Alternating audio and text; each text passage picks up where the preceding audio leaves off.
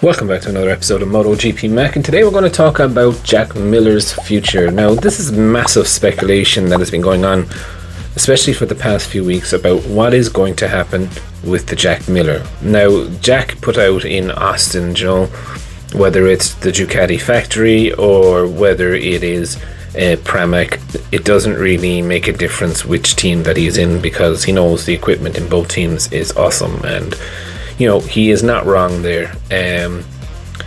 But there's massive speculation that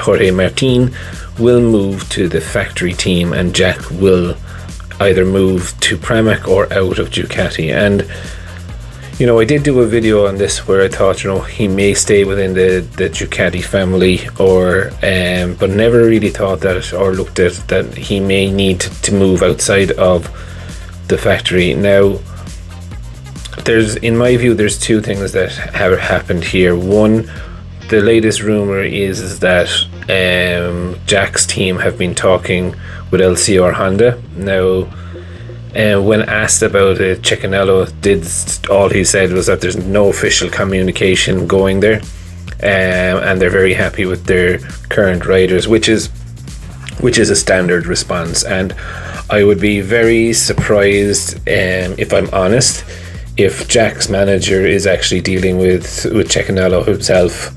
I think more so where that would need to be is actually direct with Honda Japan. I don't think he's going to move from Ducati to Honda on a Cecchinello contract. It's going to have to be directly with the factory. That is my honest opinion. Now, saying that, right, the Indomitsu bike, that is reserved for Japanese riders and Japanese riders only, so I don't think they're going to re-sign Taka, to be very honest. So there's going to be someone new on that one. Alex Marquez didn't do himself any injustice.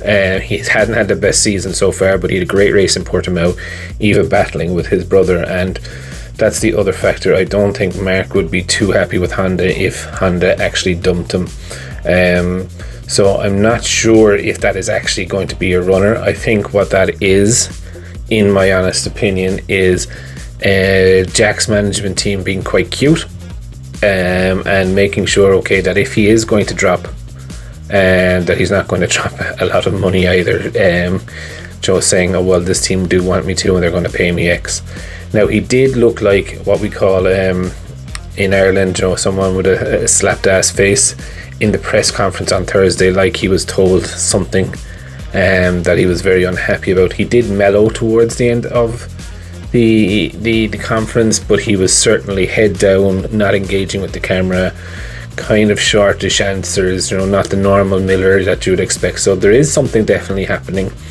I think personally, I do think that Ducati have signed Martin, but they haven't decided what team that they're going to get, but he has a factory contract. That's what I believe, or a better factory contract, should I say. If I was to say, or if I was to think what Ducati would probably look like next year, I think the person that is under threat is actually Zarco.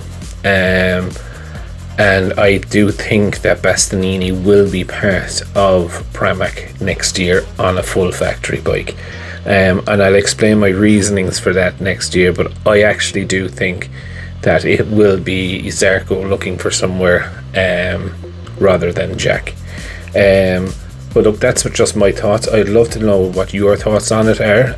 Leave them in the comments below, and I'm sure we'll have a good, healthy conversation about it. That's it for me today, and I'll see you again in tomorrow's video. I just want to take a minute to also thank you for watching my videos and the support that you've shown so far. If you haven't subscribed already and you would like to subscribe, it would mean an awful lot to me if you did.